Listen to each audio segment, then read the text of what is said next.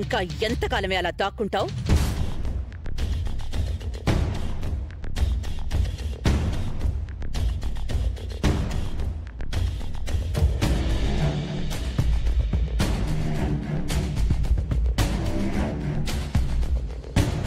దాన్ని విడిచిపెట్టానంటే నువ్వు తప్పించుకున్నావని అనుకోకు.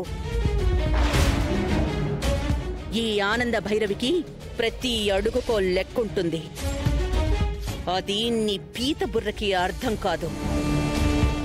నీకిచ్చే క్లారిటీ ఏంటంటే దాని వంతయ్యింది. నెక్స్ట్ నువ్వే.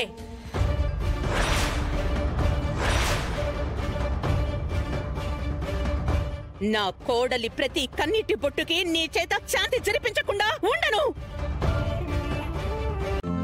ఈ రోజే డౌన్లోడ్ చేయండి. మీ ఫేవరెట్ షోస్ చూడండి.